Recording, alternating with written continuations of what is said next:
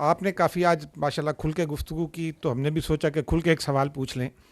پچھلے کچھ عرصے سے ایک اسی سیاسی پارٹی پی ٹی آئی کہہ لیں، سنی اتحاد کونسل کہہ لیں، یا وہ سیاسی ٹولہ کہہ لیں، اس کے وزیر اعلیٰ کھل کر ریاست کے آئینی عہدیداروں کو دھمکیاں دیتے ہیں. بانی چیئرمین جو ہیں وہ عسکری قیادت کو کھل کر دھمکیاں دیتے ہیں، اور بے شمار واقعات ہیں، جیل میں رہ کر آرٹیکلز باہر چھپ جاتے ہیں.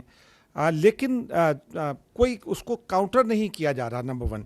نمبر 2 یہ ہے کہ اسی بنیاد پر یہ دعوے کیے جاتے ہیں کہ فلاں ڈیٹ کو رہائی ہو جائے گی، فلاں ڈیٹ کو رہائی ہو جائے گی، لیکن اور پھر یہ تاثر دیا جاتا ہے کہ ڈیل ہو گئی، اور عہدیداروں کے نام بھی بتائے جاتے ہیں کہ فلاں پہنچ گیا مذاکرات کے لیے. آپ آج کھل کر اگر یہ بتا سکیں ہمیں ان ایمبیگوس ٹرمز میں کہ کیا کوئی ڈیل ہو رہی ہے، کوئی ڈھیل ہے، اور اگر نہیں ہے تو کاؤنٹر کیوں نہیں کیا گیا؟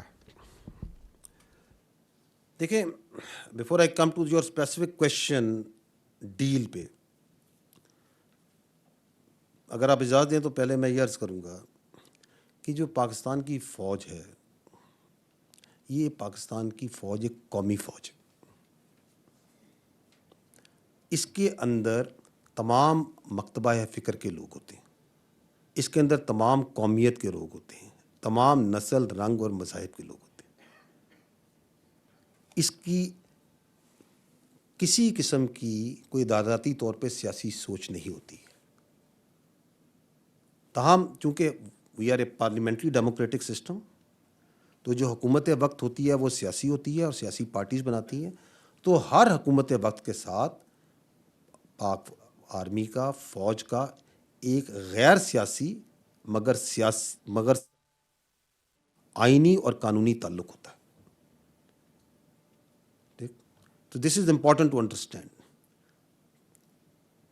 چونکہ ہم کسی ایک خاص سیاسی سوچ کی، جس طرح ہم ایک خاص قومیت کی پرچار نہیں کرتے ہیں، ہم ایک خاص مذہب کا پرچار یا خاص قومیت نسل کو آگے لے کے بڑھتے نہیں ہیں، اسی طرح ہم کسی ایک خاص سیاسی سوچ کو لے کے آگے نہیں بڑھتے. تو اس وجہ سے ہمارے لیے تمام سیاسی سوچیں، تمام سیاسی جماعتیں جو کہ عوام کی نمائندے ہیں اور سیاسی لیڈرز قابل احترام ہوتے ہیں. تاہم اگر کوئی سیاسی سوچ اور کوئی سیاسی لیڈر اور کوئی سیاسی ٹولہ اپنی فوج پہ حملہ آور ہو، عوام اور فوج کے درمیان نفرت اور خلیج پیدا کرے، اسی فوج کے، جو قوم کی فوج ہے، اسی قوم کے شہیدوں کی تضحیک کرے، اور جیسے آپ نے کہا اسی قوم کی فوج کے بارے میں دھمکیاں دے،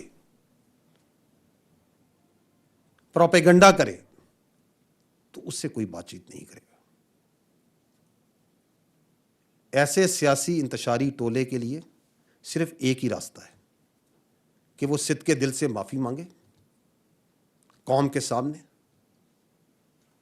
اور یہ وعدہ کرے کہ وہ نفرت کی سیاست کو چھوڑ کے تعمیری سیاست میں حصہ لے گا. اور ویسے بھی جو بات چیت ہے وہ سیاسی پارٹیز کو آپس میں زیب دیتی ہے، اس میں فوج یا ادارے بالکل مناسب نہیں کہ بات چیت میں آئے.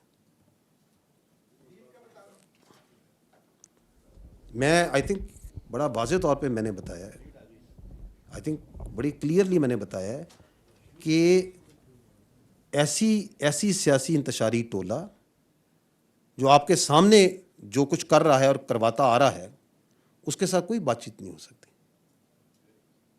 ہم نہیں کر سکتے. ان کے لیے ایک ہی راستہ ہے، میں اگر آپ دوبارہ کہیں ریپیٹ کروں گا، کہ وہ صدق کے دل سے معافی مانگے اس انتشار اور نفرت کی سیاست سے، اور پاکستان کی تعمیری سیاست میں حصہ لیں، پاکستان کو آگے بڑھنے میں حصہ لیں.